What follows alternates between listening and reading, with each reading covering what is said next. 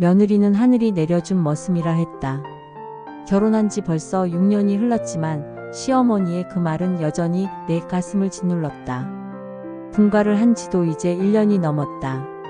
드디어 시어머니와 떨어져 살 수 있게 되었을 때 얼마나 기뻤는지 모른다. 이제는 자유로워질 거라고, 눈치 보지 않고 살 수 있을 거라고 생각했었다. 하지만 현실은 달랐다. 분가를 했다고 해서 시어머니의 간섭이 끝나는 것은 아니었다. 오히려 더 심해진 것 같았다. 매일같이 우리 집으로 찾아와서는 이것저것 참견하고 지적했다. 마치 내가 혼자서는 아무것도 제대로 할 수 없는 무능한 사람이라는 듯이 행동했다.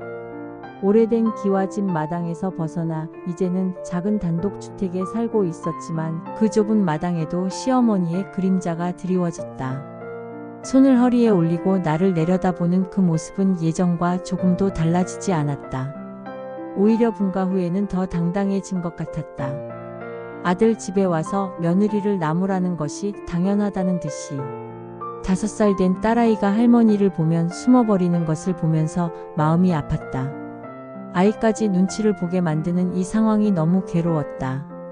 분가를 했으면 조금은 평화로워질 줄 알았는데 오히려 시어머니의 방문은 더 잦아졌고 간섭은 더 세심해졌다. 내가 어떻게 살고 있는지 일일이 확인하고 지적하는 것이 그녀의 일과가 된 것 같았다. 부엌은 여전히 내가 가장 많은 시간을 보내는 공간이었다. 하지만 이제는 내 부엌이었다. 적어도 그렇게 생각하고 있었다. 시어머니가 오기 전까지는. 그녀가 문을 열고 들어오는 순간 내 부엌은 다시 그녀의 감시 하에 놓였다. 쭈그리고 앉아 밥을 짓는 내 뒤에서 그녀는 여전히 지켜보고 있었다. 밥은 이렇게 해야 하는데 왜 그리 서툴러? 라는 말을 6년째 듣고 있었다. 이제는 그 말이 나올 타이밍도 알 수 있었다. 밥물을 붓는 순간, 불을 조절하는 순간, 뚜껑을 열어보는 순간. 어떤 행동을 해도 그녀에게는 틀린 것이었다. 6년 동안 매일 밥을 지어왔지만 여전히 서툰 며느리였다. 분가 후에 처음 며칠은 정말 자유로웠다. 내 마음대로 밥을 짓고 내가 좋아하는 방식으로 반찬을 만들 수 있었다. 아무도 뒤에서 지켜보지 않았고 아무도 잔소리하지 않았다. 딸아이도 즐거워했다. 엄마가 웃으면서 밥을 짓는 모습을 처음 본다고 했다. 그때 내가 얼마나 딸에게 미안했는지 모른다. 하지만 그 평화는 오래가지 못했다. 시어머니의 방문이 시작되면서 부엌은 다시 감시의 공간이 되었다. 내가 무엇을 요리하든 어떻게 준비하든 그녀의 기준에는 미치지 못했다. 분가를 했다고 해서 며느리의 서툰 솜씨가 늘지는 않는다는 것이 그녀의 지론이었다.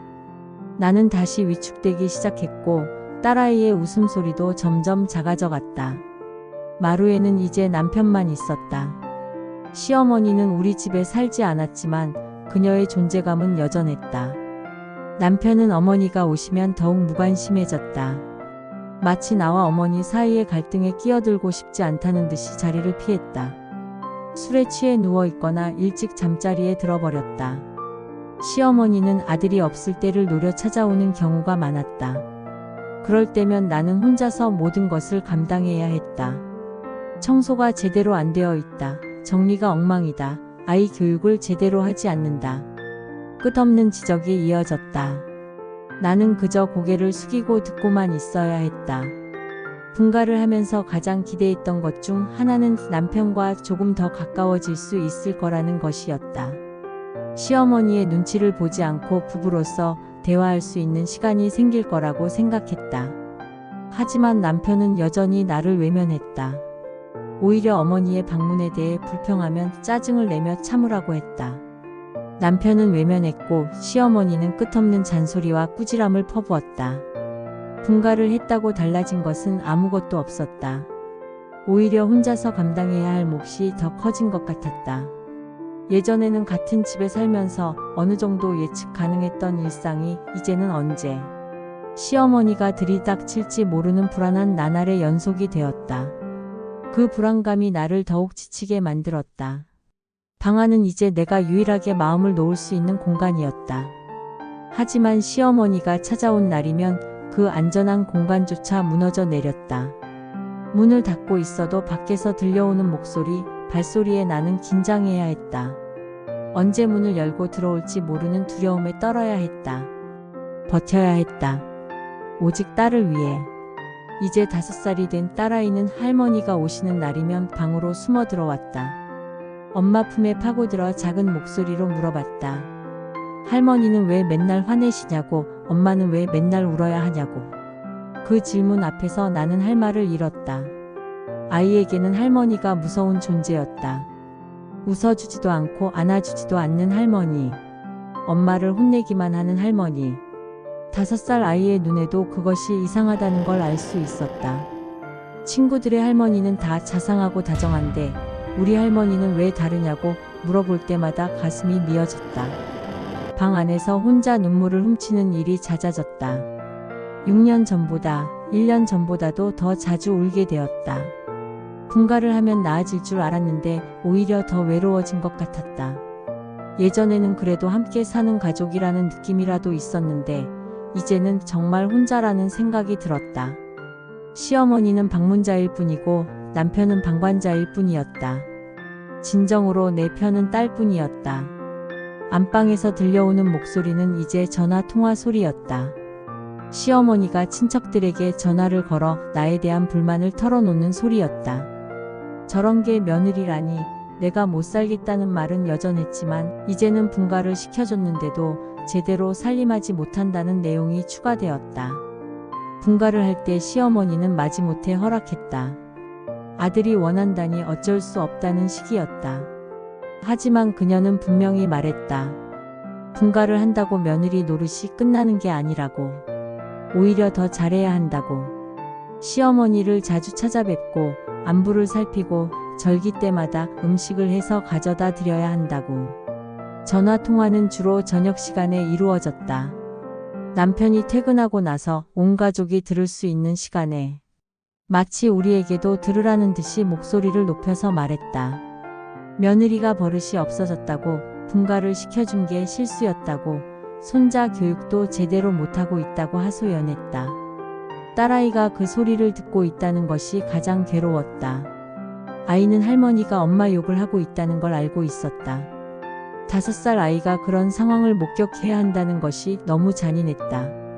손가락으로 가리키며 하는 그 험담들이 딸아이의 마음에도 상처를 주고 있다는 걸 시어머니는 알고 있을까?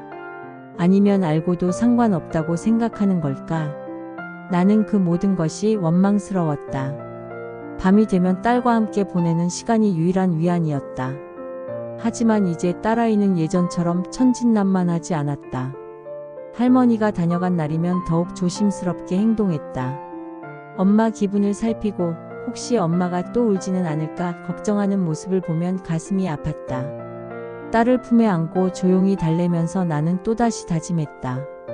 내 딸만큼은 이런 삶을 겪게 하지 않으리라고. 하지만 이제 그 다짐이 예전만큼 확신에 차 있지는 않았다. 6년 동안 아무것도 변하지 않았다. 분가를 해도 달라지지 않았다. 그렇다면 딸아이의 미래는 정말 다를 수 있을까? 5살인 딸아이는 이미 많은 것을 알고 있었다. 할머니가 오시면 숨어야 한다는 것, 엄마가 슬플 때는 조용히 해야 한다는 것, 아빠에게는 할머니 이야기를 하면 안 된다는 것. 너무 어린 나이에 너무 많은 것을 깨우쳐 버린 것 같아서 미안했다. 작은 방 안에서 딸과 나누는 대화는 이제 예전과 달라졌다. 딸아이가 물어봤다. 할머니는 왜 엄마를 미워하냐고, 우리는 왜 할머니랑 안 친하냐고. 나는 대답할 수가 없었다. 어떻게 5살 아이에게 이 복잡한 관계를 설명할 수 있을까? 그저 안아주고 괜찮다고 말해줄 수밖에 없었다. 하지만 아이는 이미 괜찮지 않다는 걸 알고 있었다. 새벽은 이제 시어머니의 방문에 대비하는 시간이 되었다. 언제 올지 모르니까 항상 준비되어 있어야 했다. 집안을 깨끗이 치우고 밥상을 완벽하게 차리고 딸아이 옷도 단정하게 입혀 놓아야 했다. 조금이라도 흠잡을 일이 있으면 안 됐으니까. 피로에 지친 얼굴로 거울을 보면서 한숨이 나왔다. 6년 동안 이런 삶을 살아왔는데도 여전히 적응이 안 되었다. 오히려 분가 후에 더 힘들어진 것 같았다. 예전에는 그래도 예측 가능한 일상이었는데 이제는 언제 시어머니가 나타날지 모르는 불안감에 하루 종일 긴장하며 살아야 했다. 새벽부터 집안 정리를 하고 아침밥을 준비하고 딸아이를 깨워서 씻기고 모든 일을 완벽하게 해놓고도 시어머니가 오지 않는 날도 있었다. 그런 날이면 허탈했다. 이 모든 준비가 무엇을 위한 것인지 의문이 들었다. 하지만 준비하지 않고 있다가 갑자기 오시면 더 큰 꾸중을 들어야 했다. 하루가 시작되면 또다시 시어머니의 눈치를 봐야 했다. 전화가 올 때마다 가슴이 두근거렸다. 혹시 오신다는 말씀은 아닐까? 뭔가 잘못했다고 꾸중하시는 건 아닐까? 그런 불안감이 하루 종일 나를 따라다녔다. 분가를 했는데도 여전히 시어머니의 그림자 안에서 살고 있는 것 같았다. 자유로워질 줄 알았는데 오히려 더 옥죄어오는 느낌이었다. 마당에서 딸과 마주보며 서 있을 때 나는 복잡한 감정에 휩싸였다. 딸아이의 눈빛에서 걱정과 불안을 읽을 수 있었다. 5살 아이가 이런 감정을 가져야 하는 현실이 너무 슬펐다. 우리는 여전히 서로를 이해하고 있었지만 그 이해 속에는 이제 아픔도 함께 자리하고 있었다.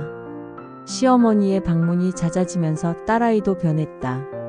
예전처럼 마음껏 웃지 못했고 항상 주변을 살피며 조심스럽게 행동했다.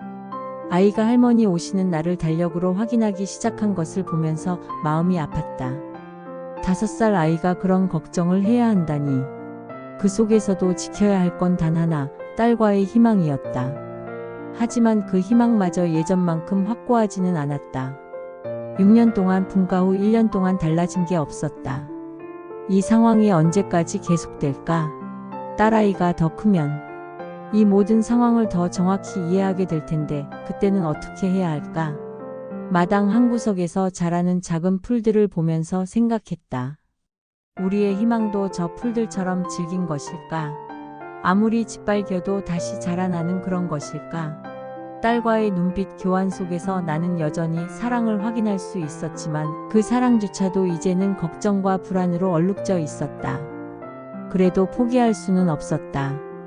이 아이만은 정말 이 아이만은 다른 삶을 살아야 했으니까.